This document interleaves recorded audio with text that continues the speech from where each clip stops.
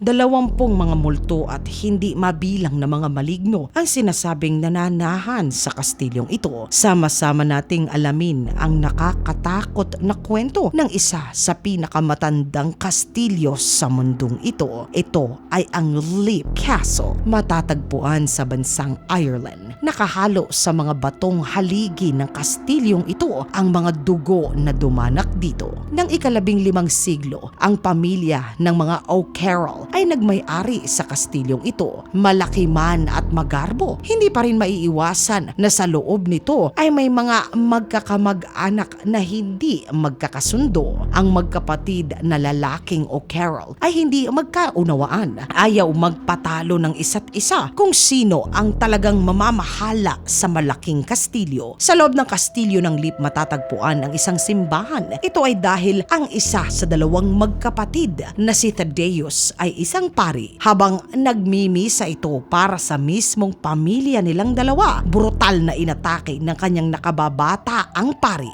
Gamit ang matalas nitong espada, kinuha ni Tiggy ang buhay ng kanyang kapatid na pari na si Thaddeus. Simula noon, binansagan na ang lugar na ito bilang ang madugong tiyapo at isa na ang multo ng pari sa paulit-ulit na makikitang umiiyak sa simbahan, lalong-lalo na tuwing kabilugan ng buwan. Isa pa sa multong laging nakikita sa kastilyo ay ang babae na nakapula. Ayon sa kasaysayan, ang babaeng ito ay ang isa sa mga dati nila na alipin na kalaunan ay naging isang preso. Kasama sa kanyang dinanas ay gawa ng masama ang puri niya, na siya namang kalaunan nagresulta ito ng kanyang pagdadalang tao. Ngunit dahil nga ang pamilya ng mga O'Carroll ay hindi papayag na mabuhay ang supling, ay ang buhay nito pagkapanganak pa lamang ay kanila na agad na kinuha. Dahil sa pait na nangyari, ang bihag na aliping babae ay kinuha rin ang buhay niya. Ang pait na kanyang sinapit ay hindi natatapos sa kanyang pagkasawi. Laging nakikita ang nakapulang multo nito na paikot-ikot sa kastilyo. Wala itong muka at tanging maririnig ay ang kanya na pag-iyak. Pinaniniwalaan na hinahanap nito ang kanya na nawawala na supling. Kung ito ay tatangkaing kausapin, bigla na lamang ito ay mawawala sa hangin. Nang ika-19 na siglo, sa mismo kastilyong ito, isang pintuan ang hindi sinasadya na nabuksan. Nang panahong iyon, ipinaayos ng bagong may-ari na ang pamilya Darby ang malaki na kastilyo. Laking gulat ng lahat ng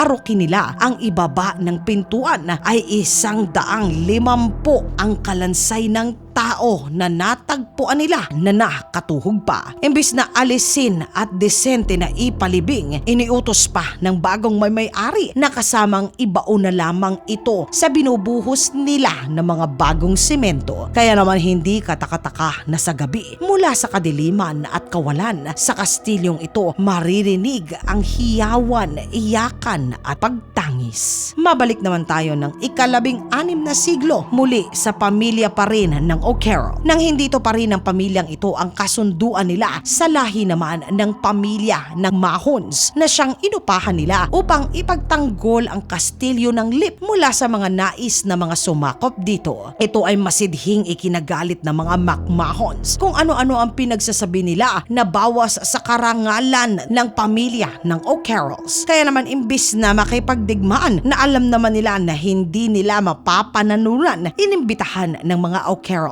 ang buong angkan ng mga McMahons. Ito ay sa piging na idadaos sa mismong kastilyo. Doon inihain nila ang pinakamasasarap at pinakamagarbo na pagkain. Matapos ng piging, lahat ng mga McMahon ay nasawi dahil may lason pala ang pagkaing inihain sa kanila ng pamilya ng O'Carroll. Kasama na ang mga multo nila sa makikitang mga maputla at tulala na mga multo sa bintana. Ayon sa mga bantay at mga bumisita na nakaririnig sila ng mga pagsusuka. Ito ay kahit pa matagal na ang kastilyo ay wala na po na nakatira. Isang maligno pa ang sinasabing umaatake naman sa mga tao na bumibisita ay ang tinatawag nila na elemental. Ayon sa tala ng kasaysayan na mismong ang pamilya pa ng mga O'Connells ang nag-imbita sa malignong ito sa pamamagitan ng paggawa ng ritual. Ito ay upang bantayan ang kanilang tinitirahan at maging ang kanilang yaman mula sa mga nais na sa kanila ay kumalaban. Nang ika-16 na siglo, isang labanan ng espada ang naganap sa mismong kinatitirikan ng hardin ng kastilyo. Ito ay sa pagitan ng miyembro ng kaisa-isang natitirang anak na lalaki ng mga O'Carrolls. Laban naman sa bihag nila mula sa pamilya ng Darby. Nang itatakas na sana ng kapatid nitong babae na na-inlove sa pamilya na nakakulong na Darby, ay nakasalubong nito ang kanyang kapatid na lalaki. Nang mag-espadahan ang dalawa, nasawi ang kahuli-hulihang tagapagmana ng mga O'Carrolls. Tumakas man ang dalawa, kalaunan ay nagpakasal din naman sila. Sa pagkakataong ito, kanilang minana ang kastilyo. Matapos nito ay marami na ang nagtangka na tumira at ayusing muli ang nakakatakot at pinagmumultuhan na kastilyo. Ngunit hindi naman mabilang ang aksidente na dito ay paulit-ulit na nagaganap. Kaya naman ang resulta nito ay ang pagkaudlot ng matagal upang ito sana ay ayusin at ibalik sa dati nito na itsura. Ayon sa kasaysayan, dahil sa mga dugo na buo ang pundasyon nito, walang sino man ang makapagpapalaya at makapagpapaalis sa mga multo ng kastilyong ito. Mga katinagalog ko, kung babayaran kayo, magkano naman ang sapat na halaga upang manatili sa pinagmumultuhang kastilyong ito? Isulat po ang inyong saloobin sa comment section sa ilalim. Ito ay upang sama-sama naman po na ito ay ating basahin. Ang pinakamagandang sagot po ay magkakamit ng 100 Gcash load. Mga katinagalog ko, maraming salamat po sa pagsama ninyo sa segment natin sa